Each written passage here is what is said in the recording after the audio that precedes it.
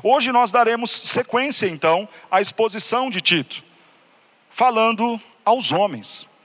E é muito importante esta mensagem, porque embora talvez você pense, pastor, mas se é só para falar aos homens, não faz sentido eu, mulher, ouvir deste sermão. E claro que isso não é uma verdade. Mas antes de nós introduzirmos o texto, eu quero ler com você Tito, capítulo 2, verso 2. Quanto aos homens idosos, que sejam temperantes, respeitáveis, sensatos, sadios na fé, no amor e na constância. Oremos. Senhor, Tu és bom. E parte desta Tua bondade é manifesta quando o Senhor fala à Sua igreja, consolando, corrigindo, chamando a nossa atenção.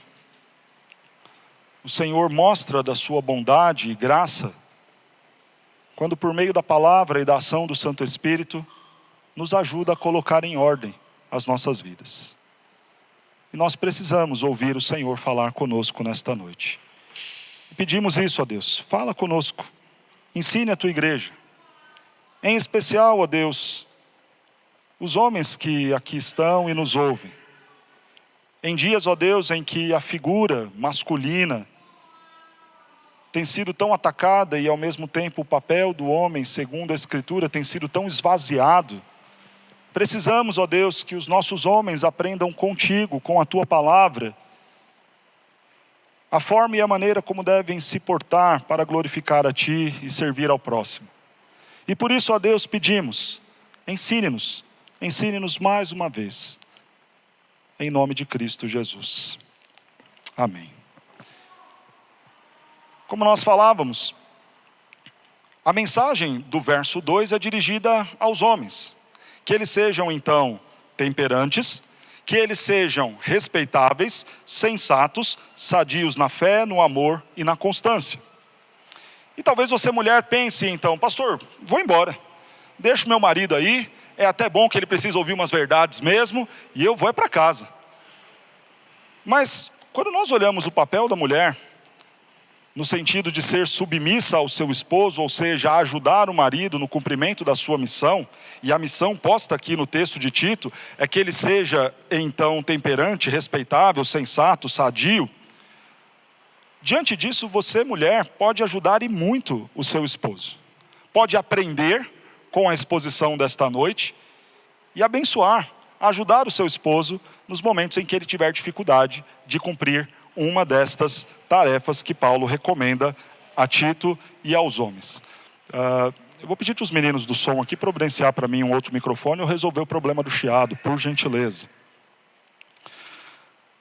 Quando nós olhamos o capítulo 2, Paulo vai contrastar aquilo que ele havia dito sobre os falsos mestres anteriormente, do trecho do verso 10 ao verso 16.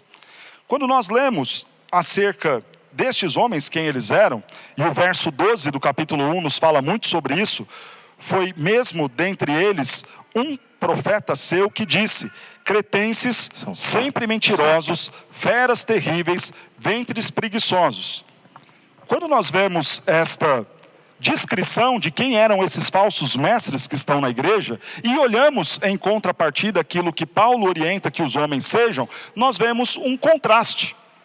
Aqueles que estavam a perverter a igreja, a ir de casa em casa, conforme diz o verso 11, com falsos ensinos, desviando a igreja, colocando a ideia da lei como meio de salvação, aqueles que eram da circuncisão, como vimos na semana passada. Quando nós olhamos para a forma de vida desses homens e olhamos para aquilo que Paulo recomenda no verso 2 do capítulo 2, nos parece muito claro o que Paulo está fazendo aqui nessa instrução a Tito e aos crentes de Creta.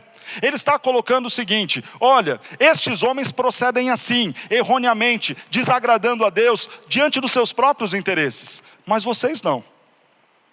Aliás, Paulo orienta assim para Tito no verso 1.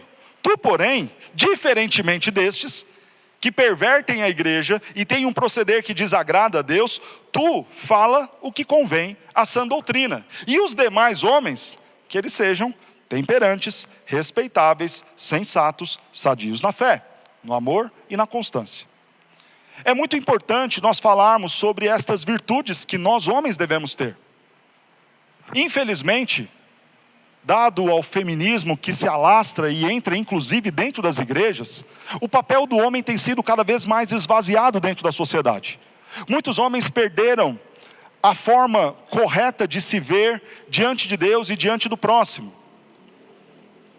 O papel que a mulher assumiu fez com que muitos homens agora fossem irresponsáveis no papel que eles precisam exercer. Muitos homens agora já não têm mais a preocupação de serem respeitáveis como referência na sociedade ou na família.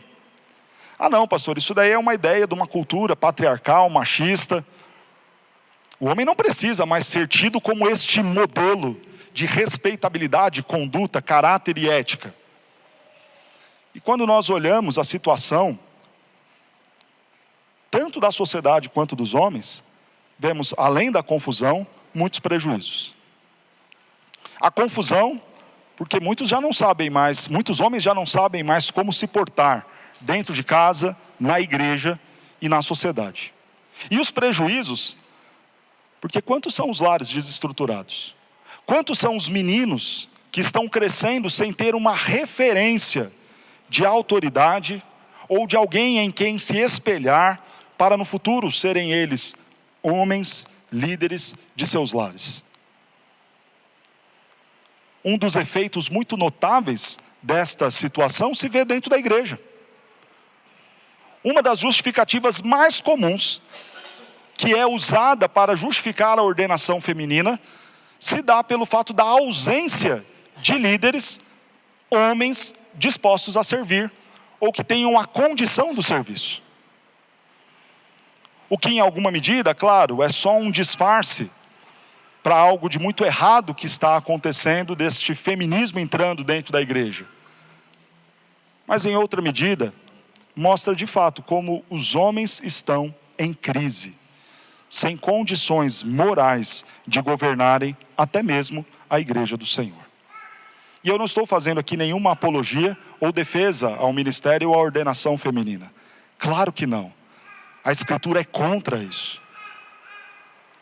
Mas estou colocando que este problema dos homens que perderam a identidade de quem são e do que devem fazer, tem chegado até mesmo dentro das nossas igrejas. Paulo coloca 4 características que esses homens devem ter. E você, homem que aqui está, preste atenção. Muito embora o texto use a expressão quanto aos homens idosos, e aqui, mais uma vez, fazendo contraponto, porque eram os homens idosos, os presbíteros, aqueles responsáveis diretamente ou primariamente pela liderança da igreja. Então Paulo está falando com os líderes, mas claro, isso não é só para os líderes, todos os homens devem estar atentos a isso. Nós temos aqui 4 características que precisamos ter. A primeira, sejam vocês temperantes. A palavra usada aqui no texto, na língua grega, é a palavra nefalios, que tem a ver com a ideia da sobriedade. Os homens precisam ser sóbrios. Agora, na ideia do contraponto, volte mais uma vez os seus olhos para aquilo que o verso 12 fala, descrevendo os homens cretenses. Eles são sempre mentirosos, são feras terríveis, com ventres preguiçosos. Tal testemunho é exato. É assim que Paulo os descreve. O que faltava àqueles homens em Creta era esta sobriedade. Eles não tinham controle dos seus desejos. E a temperância aponta justamente para isso. Alguém que consegue dominar as coisas e não ser dominado por elas. Isso faz coro àquilo que Paulo já havia dito aos crentes de Corinto. Todas as coisas nos são lícitas, nem todas nos convêm, e nós não nos deixaremos dominar por nenhuma delas. O homem que agrada ao Senhor e que tem em ordem a sua vida, é aquele que domina as coisas e que não é dominado por elas. A sobriedade passa por você ter controle na sua alimentação. Em especial, Paulo está aqui cutucando a questão da bebedice, da embriaguez, ter o controle no uso da comida, da bebida. Mas não só isso. É ter o controle justo e correto da administração dos nossos recursos. Eram ventres preguiçosos, gananciosos, tal qual feras. Mas o homem de Deus não pode ser assim. Ele tem controle das suas paixões, dos seus desejos, das suas vontades. Ele sabe a hora de parar, ele sabe o limite. E se você não é assim, tome cuidado. O que o texto então nos sugere é que em todas as coisas nós saibamos ter este domínio próprio. Veja que domínio próprio, a ideia da temperança, a ideia desta sobriedade, é uma das características do fruto do Espírito. Quando o Senhor nos escreve lá em Gálatas, no capítulo 5, falando da importância de nós estarmos cheios do Espírito Santo e sermos guiados pelo Espírito Santo, Ele apresenta o fruto do Espírito e coloca lá: tenhamos domínio próprio. É uma característica daquele homem que conheceu a Deus, que tem vivido uma constante comunhão e relacionamento com Ele, buscar ao Senhor e ter domínio próprio, porque o Espírito Santo o capacita nesta direção. Você tem dominado as coisas ou sido dominado por elas? Você consegue parar e colocar limites no seu tempo lá nas redes sociais? Você consegue, na organização do seu dia, desligar o videogame na hora que tem que ser desligado? E calma, eu não estou aplicando para adolescentes, eu estou falando de muitos homens adultos que arrumam briga com suas mulheres porque estão jogando videogame e não ajudam a esposa no cuidado com a casa, no cuidado com as crianças. São dominados pelas muitas séries dos streams, são dominados pelas muitas paixões das redes sociais, não conseguem pôr freio na sua alimentação, não conseguem pôr freio no copo de bebida, não conseguem pôr freio nas suas emoções quando estão no volante dirigindo. E todas essas características, onde você perde o controle, isso desagrada a Deus. E não mostra o proceder de um homem que tem em ordem a sua vida. E eu quero chamar sua atenção para o quanto isso, por vezes, pode atrapalhar a sua família, o seu relacionamento, sua vida financeira. Nós temos dito sobre colocar em ordem as nossas vidas. Poderíamos ser cristãos melhores se o nosso tempo fosse melhor organizado, dedicado e aplicado na prática devocional, na vida devocional. Poderíamos aproveitar melhor o tempo com os nossos filhos, com a nossa esposa, se tivéssemos maior zelo e cuidado e prudência para saber parar algumas coisas que tanto ocupam o nosso tempo. As nossas finanças lá em casa poderiam estar muito melhor organizadas se não gastássemos tanto, se tivéssemos controle e não fôssemos dominados pelo nosso cartão de crédito, ou pelas muitas compras que fazemos e não conseguimos parar. Quantas vezes a bebida atrapalha a vida financeira dos homens? Homens que pegam o seu salário, gastam tudo com bebida, com jogo. E muito embora pareça ser estranho aplicar nesta medida diante de um público que é formado por cristãos, esta, infelizmente, é uma realidade até mesmo entre muitas famílias da própria igreja. Homens viciados em jogos, homens viciados em bebida alcoólica. Quantos prejuízos você tem trazido à sua vida sexual por conta do vício da pornografia? Por não conseguir dominar os seus cliques? Falta temperança. E o homem que tem em ordem a sua vida, as finanças, os relacionamentos, a vida com Deus, é alguém que tem domínio sobre as coisas, sobre o tempo, sobre aquilo que faz. O apóstolo Paulo segue e diz que esses homens não devem ser apenas temperantes, mas devem ser também homens responsáveis. A palavra semos é a palavra usada aqui e compreende a ideia da boa reputação. Alguém que é irrepreensível. E nós vimos isso também quando Paulo falava em relação à liderança anteriormente no capítulo 1. Ele coloca logo na abertura, no verso de número 6, na abertura da descrição de como deveriam ser os líderes da igreja, alguém que seja irrepreensível, E aí ele vai colocar irrepreensível como marido, irrepreensível como pai, irrepreensível como servo de Deus. Alguém que nele não se encontre qualquer tipo de acusação, qualquer tipo de pecado escancarado, facilmente notado. Homens respeitáveis eram aqueles, então, irrepreensíveis dentro de casa, irrepreensíveis dentro da igreja, irrepreensíveis fora da igreja.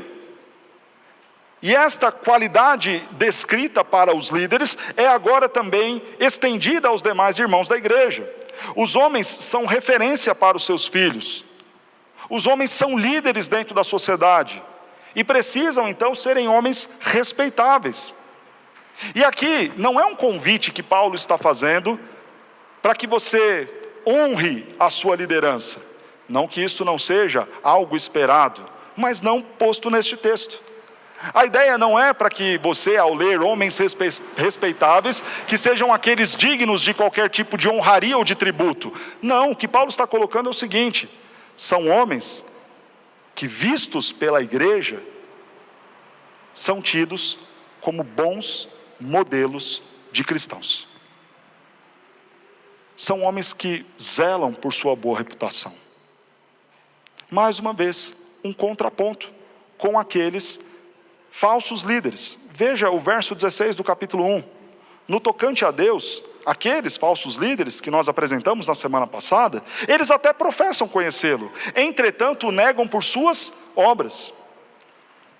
Neste processo de contrastar um e outro, Paulo coloca aqueles homens que não têm em ordem a sua vida, que são como feras, que vivem a desagradar ao Senhor. Eles até dizem conhecer de Deus, eles até professam alguma fé no Senhor, mas infelizmente as suas obras os contradizem.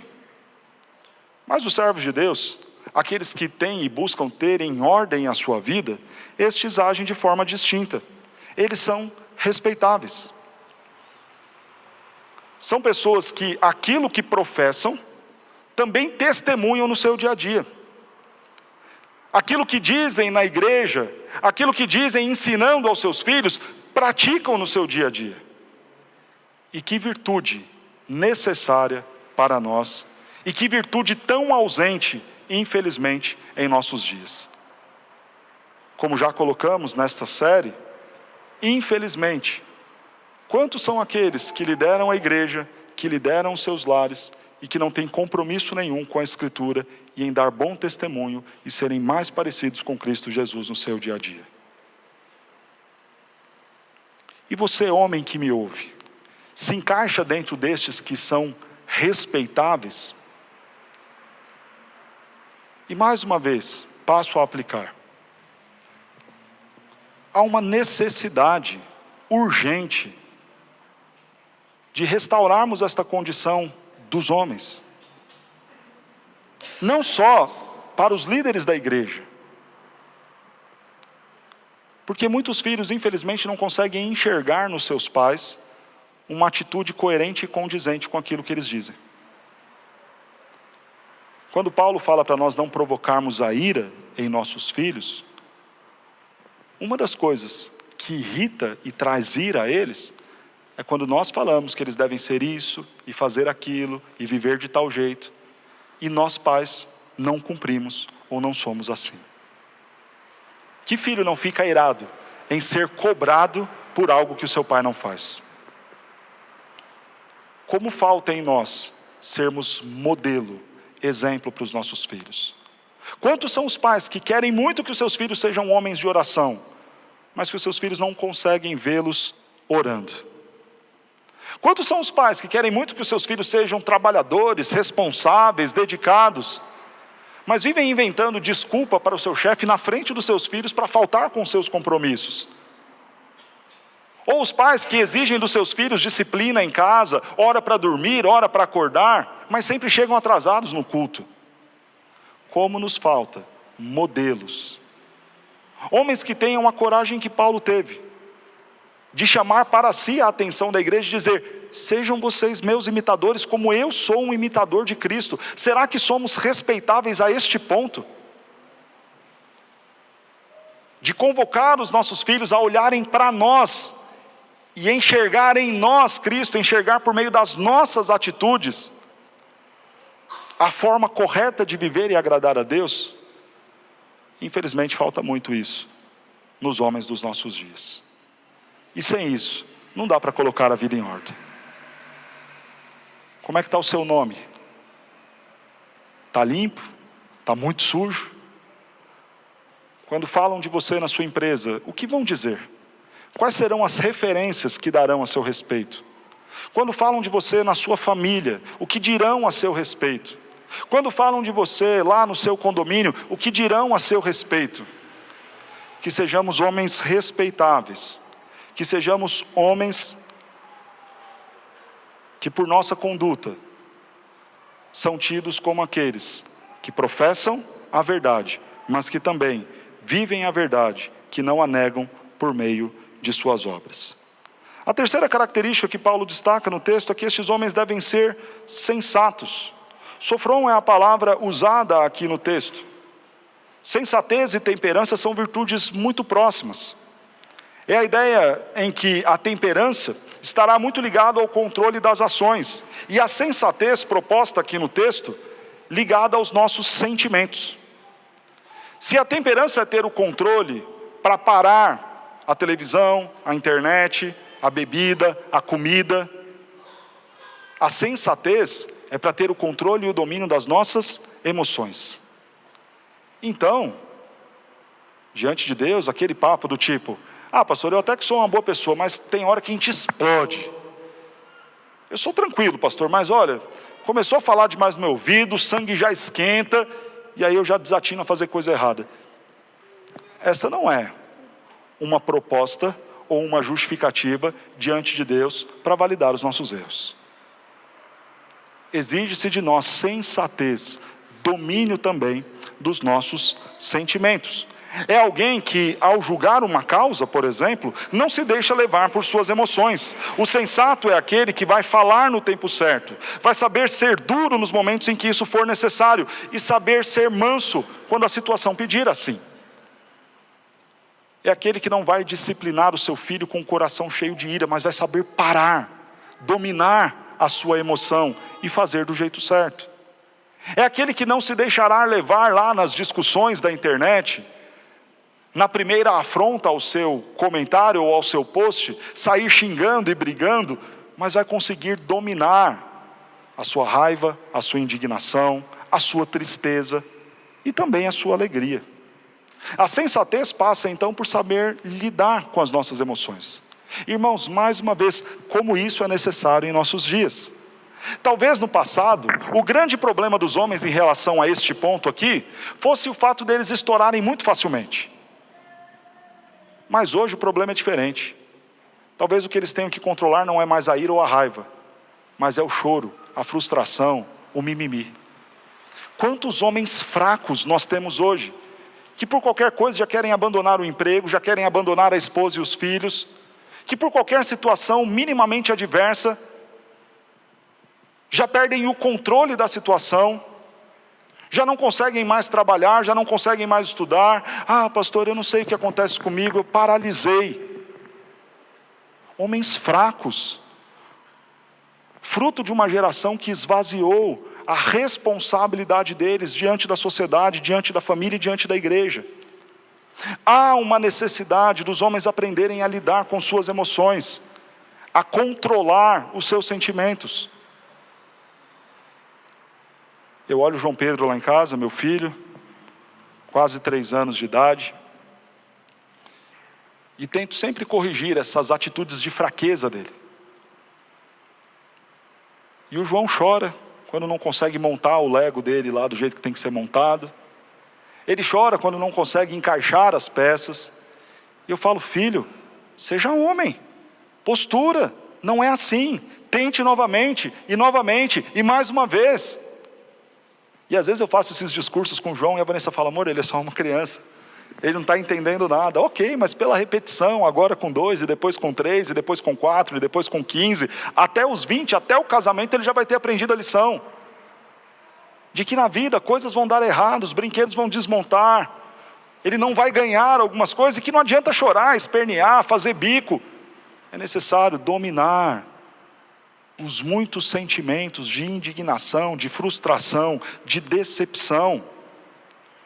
Contrariamente ao proceder daqueles homens maus que estavam dentro da igreja, sem controlar os seus sentimentos, mas ensinando e pervertendo a igreja, Paulo agora orienta a Tito, que estes homens maduros que precisam conduzir a igreja, a sociedade e os seus lares, sejam eles sensatos, saibam lidar com os sentimentos, sejam os sentimentos da raiva, da ira, da tristeza, e até mesmo da euforia e da alegria. E mais uma vez, como é que está a sua vida? Talvez as coisas não estejam lá tão em ordem, justamente porque você sempre se deixa levar por suas emoções. Talvez porque você desista rápido demais. Talvez porque você se estresse demais e quando vai ver, já chateou sua esposa, já falou que não deveria, já foi agressivo demais com seus filhos, já arrumou confusão no trânsito, já foi lá, quebrou o muro do vizinho, bateu o carro, arrumou confusão na lanchonete, quebrou a mesa, jogou o computador no chão. Talvez a sua falta de sensatez e domínio dos seus sentimentos tenha colocado em completa bagunça e desordem a sua vida. Porque quantas vezes atitudes tolas como essas que eu citei, acabam gerando para nós uma confusão que vai durar 2022, 2023 e por aí vai.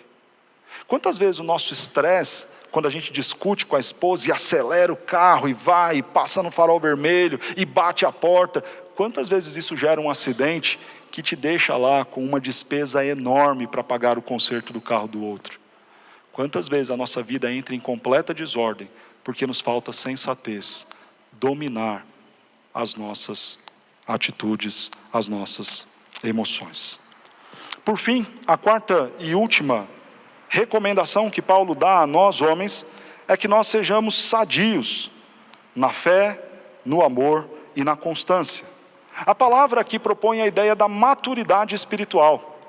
Precisamos ser maduros em relação à nossa fé, em relação ao nosso amor e em relação à nossa constância. A maturidade da fé é algo que não é feito ou conquistado apenas pelo homem. A fé vem de Deus. No entanto, será a soma do conhecimento da Escritura. Então parte pelo nosso intelecto, de nós lermos a Escritura, aprendermos da Escritura, meditarmos na Escritura. Mas não apenas o intelecto, mas também o quebrantamento, o arrependimento, a disposição do coração, quando confrontados com os nossos erros e as nossas falhas. E por fim, atinge as nossas ações, a nossa vontade. A maturidade da fé tem a ver então com você conhecer a Escritura, entender a Escritura, ser despertado pelo Senhor naquilo que a Escritura te chama a atenção e ser levado e conduzido pela Escritura a uma prática que glorifica a Deus. A proposta que Paulo nos traz aqui então em relação à maturidade espiritual é que primeiramente esses homens precisam crescer mais no relacionamento deles com Deus, para que esta fé então venha. Falta-nos fé. Talvez porque não conheçamos o Deus da Escritura. Falta-nos fé porque talvez não conheçamos sequer as narrativas que mostram a grandeza do nosso Deus, trazendo livramento para o seu povo, fazendo grandes feitos no meio da sua igreja. Falta-nos fé também porque talvez nós até leiamos e conheçamos, mas não abandonamos o nosso pecado. Não nos envergonhamos pelos nossos erros. Não nos constrangemos quando a Escritura claramente expõe as nossas falhas. E uma fé madura sempre vai nos conduzir a atitudes que vão glorificar ao Senhor. Então aquele homem que você olha e admira as ações e fala, rapaz, eu queria ter essas atitudes. Não é apenas a atitude. Passa antes por um homem que lê a Bíblia, por um homem que se importa em cumprir aquilo que a Bíblia lhe chama a atenção, por um homem que é movido pelo próprio Espírito Santo a ter as atitudes que glorificam ao Senhor. Mas não apenas a maturidade na fé. O texto também nos convida a ter a maturidade do amor. E essa maturidade do amor é a disposição de amar não só no sentimento, mas também com ações. O apóstolo João, escrevendo na primeira carta, nos ensina sobre isso. Não amei só de palavras. O amor passa a ser maduro quando ele sai apenas do campo das ideias e dos sentimentos e passa a ser traduzido em nossas ações. E o amor maduro que se espera de um homem é aquele que não apenas vai mandar flores, mas que também vai amar e cuidar da sua esposa. Quantos são os homens imaturos no seu amor, que declaram amor eterno e batem na esposa depois? Que declaram amor eterno, mas não se dispõem a sacrificar-se pela esposa, tal qual Cristo fez pela sua igreja. Que maturidade de amor é esta? Que maturidade de amor é esta que por vezes faz acepção e escolhe amar? Este sim, aquele não. Que maturidade de amor é essa que talvez nós achemos ter, pensemos ter, mas que não consegue ser traduzida em ações para com aqueles que precisam, para com aqueles que estão ao nosso lado. Um amor que talvez é muito mais demonstrado em dedicação que temos a um animal, a um cachorro, do que no amor que podemos ter em relação ao nosso vizinho, que talvez passe por alguma dificuldade. Um amor que muito mais facilmente é demonstrado por estranhos. Homens que conseguem deixar tudo o que estão fazendo para meia-noite e socorrer o amigo, que irresponsavelmente deixou faltar combustível ali na Tenente Marx, mas não se dispõe às vezes a ajudar a esposa que tanto precisa. Que amor é este que não consegue virar, de fato, atitudes que glorificarão ao Senhor? A proposta aqui é um amor sacrificial. É um amor onde haverá renúncia das nossas vontades, do nosso desejo, para favorecer o próximo. Este é um amor maduro. E aí, se nós quisermos ter a dimensão deste amor, olhemos lá para o texto de 1 Coríntios capítulo 13. Um amor sem fingimento, um amor que não visa os seus próprios interesses, um amor que não arde em ciúmes, um amor que está disposto a se sacrificar pelo outro. A maturidade na fé, a maturidade do amor, e por fim a maturidade na constância, a perseverança nas boas obras. É muito comum nós vermos homens empolgados em muitos momentos e desanimados em tantos outros. Como falta em nós esta maturidade na nossa disposição em fazer aquilo que é certo. Então você ouve um sermão como este e fica disposto a corrigir todos os seus comportamentos. Não, eu preciso dar um exemplo melhor, preciso repensar um pouco mais minhas atitudes, preciso controlar mais o meu tempo, controlar mais as minhas contas, não preciso controlar mais meus sentimentos. O pastor falou lá e é verdade, e a partir de amanhã, segunda-feira, minha vida vai ser diferente, eu vou amar o próximo, eu vou ler mais a Bíblia para ter essa fé madura. E quanto tempo isso dura? Quantos começaram a leitura de Gênesis 1 no dia 1º de janeiro e já pararam, nem chegaram em Êxodo? Quantos começaram lá na academia ou na dieta para ter maior controle e domínio nas suas alimentações e no zelo pela sua saúde, e já pararam também agora na segunda quinzena já de janeiro? Quantos de nós somos inconstantes? Irmãos, veja que muito do que nós falamos aqui só conseguiremos cumprir mediante a sabedoria que vem de Deus. E quando nós lemos o texto de Tiago, conforme vimos aqui na escola dominical hoje pela manhã, sem esta sabedoria de Deus não haverá essa mudança, esse entendimento de sermos homens sábios, respeitáveis, que dominam as suas atitudes, as suas emoções, maduros na fé. Precisamos de sabedoria para atingir este nível proposto por Paulo aqui escrevendo a Tito. E aí o texto de Tiago nos diz assim lá no verso 5, a partir do verso 5. Necessita de sabedoria? Olhou essas características e viu que não vai dar, que não vai chegar lá. Senhor, não consigo sozinho, ok. É isso mesmo. Você não vai conseguir sozinho. Então peça sabedoria. Aí Tiago vai dizer o seguinte: mas peça com fé, em nada duvidando. Aquele que duvida é semelhante à onda do mar. E algo que me chama muito a atenção nessa ilustração que Tiago usa. é a forma como, sabiamente, ele descreve essas nossas emoções como a onda do mar.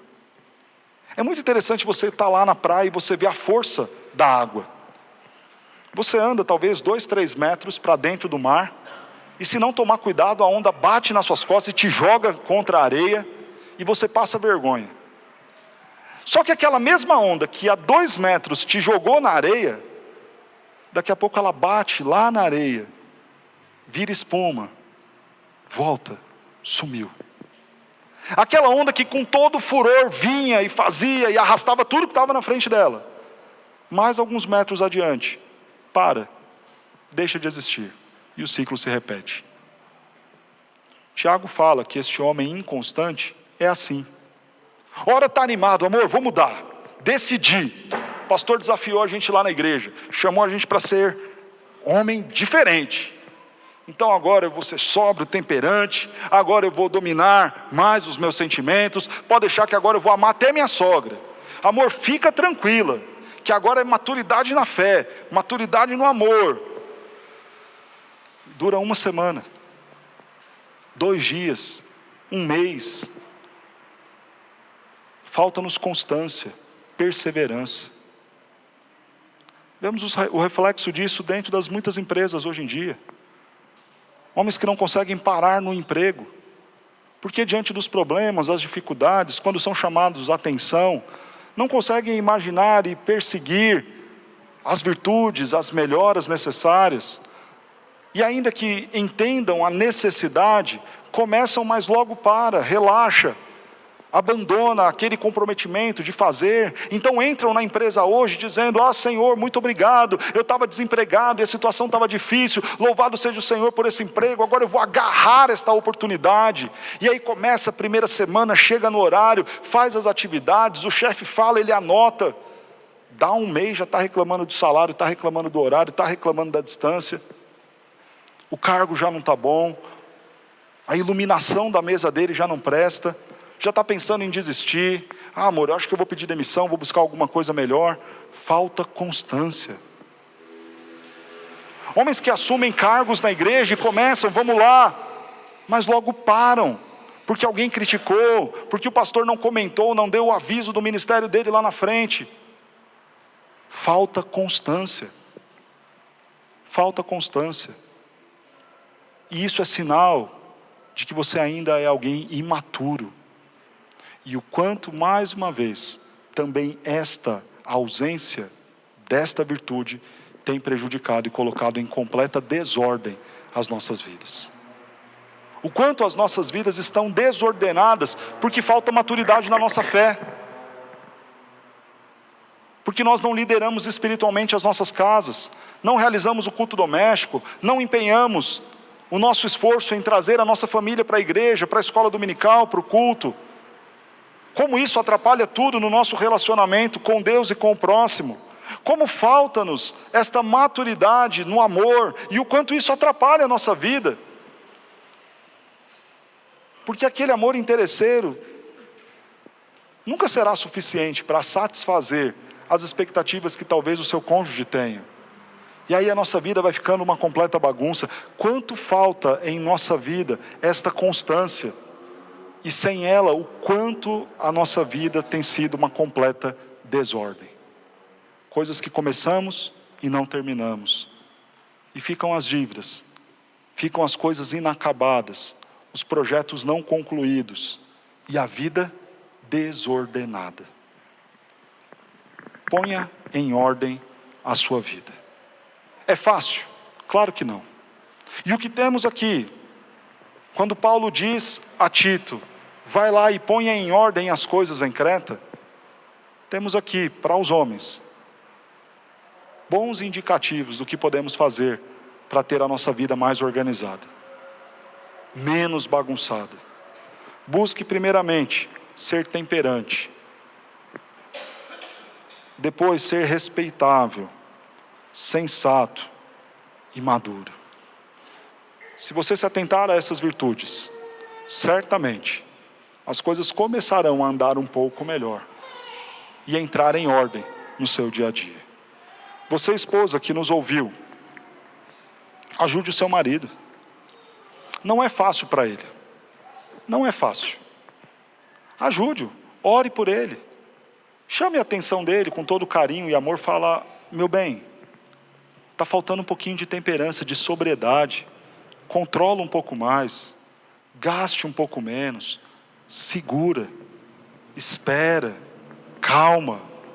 Amor, está faltando aí na sua vida o seu exemplo. Não adianta só falar com os meninos. Você precisa fazer também. Ajude o seu marido nesse sentido. Amor, pensa um pouquinho. Vai orar um pouco mais e ler mais a Bíblia, para que, cheio do Espírito Santo, Ele te dê esse domínio necessário das suas emoções. E eu quero orar com você, e fazer isto com você.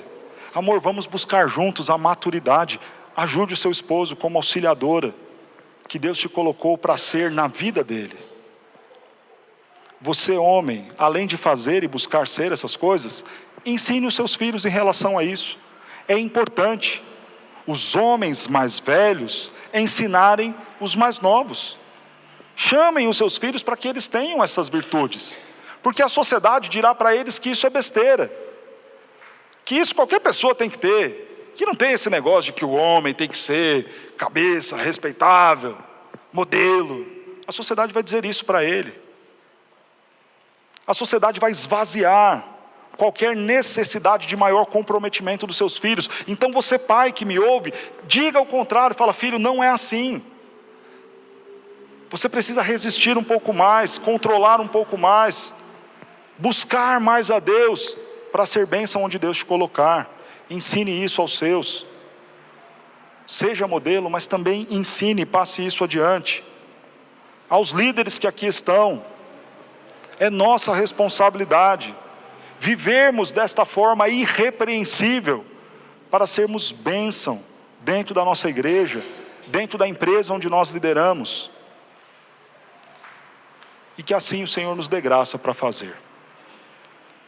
No entanto, ainda antes de terminar, eu quero dizer para você que não dá para você fazer isso sozinho. Achar que se enquadrar nestas características vai ser algo fácil, é só um pouquinho de disciplina, é só um pouquinho de meditação e tudo vai se encaixar, não é assim. O Senhor Jesus entrega lá em João 15 uma grande missão para os seus discípulos, e os chama a uma união verdadeira com Ele. Sem mim vocês nada poderão fazer. Você precisa da ação de Deus em sua vida. Você precisa estar unido com Cristo. A palavra nos ensina que nós somos santificados em Cristo Jesus, aperfeiçoados em Cristo Jesus. A nossa união com Cristo é que possibilitará nós colocarmos em ordem a nossa vida. Então, a primeira coisa que nós devemos fazer, antes de buscar a temperança, a respeitabilidade, a sensatez, a maturidade, é buscar ter a nossa vida ligada a Cristo Jesus. Sem Cristo Jesus, tudo isso que eu recomendei que você faça, será uma busca incessante e sempre frustrada. Cristo Jesus viveu aqui, e foi sem dúvida nenhuma um homem temperante, que tinha domínio das coisas. Quando sentiu fome, e Satanás lhe sugere: transforma a pedra em pão, a resposta dele não foi deixar-se levar pela fome que sentia, e fartar-se das muitas pedras, as transformando em pão, mas foi dizer: nem só de pão o homem vai viver. O Senhor Jesus, sem dúvida nenhuma, foi respeitável, ao ponto de João, ao testemunhar dele, dizer: eis ele ali, é o Cordeiro de Deus. É o Cordeiro de Deus sem defeito nenhum, que veio para tirar o pecado do mundo. O testemunho de uma vida sem pecados. Alguém que não tinha o que apontar. No início do seu ministério, ouviu de João: é o Cordeiro de Deus. E na cruz, no final do seu ministério terreno, ouviu de um ladrão dizer sobre ele: nós estamos aqui porque merecemos, ele não. Não há pecado nele. Não há erro nele, falha nenhuma nele. Era alguém respeitável, de boa reputação diante dos homens. O Senhor Jesus era alguém, sem dúvida nenhuma, sensato, que dominava os seus sentimentos. Claro, não havia no Senhor Jesus qualquer tipo de sentimento pecaminoso, ou vontade pecaminosa, ou desejo pecaminoso. Mas alguém que não se deixava levar pela raiva, pela tristeza, ou pela euforia de um momento alegre. Nós vemos isso no momento em que Pedro fala para o Senhor Jesus, lá no monte, quando houve a transfiguração. Estava bom demais. Era tudo lindo, maravilhoso, excelente. Vamos fazer uma tenda, Senhor, vamos ficar por aqui. Mas o Senhor, não deixando levar-se pelo sentimento de prazer e satisfação que com certeza aquele momento lhe trazia, disse: não, arreda-te, Satanás. Vamos descer e eu vou para Jerusalém. Cumprirei minha missão. O Senhor Jesus foi maduro. Conheceu ao Pai, se relacionou com o Pai, teve fé que o conduziu à obra mais difícil, que foi a morte da cruz, no meu lugar e no seu lugar. O Senhor Jesus amou e teve maturidade no seu amor. Amou sacrificialmente, se entregou e fez para nos aperfeiçoar para Ele mesmo. Renunciou à sua glória, abriu mão de coisas que lhe faziam bem, para sofrer e padecer por mim e por você. Foi maduro no seu amor. O Senhor Jesus foi constante, obediente até a morte e morte de cruz. Qual foi o resultado desta vida em ordem de Cristo Jesus? Porque também o Pai o exaltou, e lhe deu o nome que está acima de todo nome. Irmãos, se sua vida está uma completa bagunça, olhe para o Senhor Jesus Cristo. Não só para o exemplo dele, mas entregue sua vida também a Ele. Porque sem Ele, você não vai conseguir colocar em ordem a sua vida. Seja temperante, seja respeitável, seja sóbrio, seja também maduro na fé, no amor e na constância.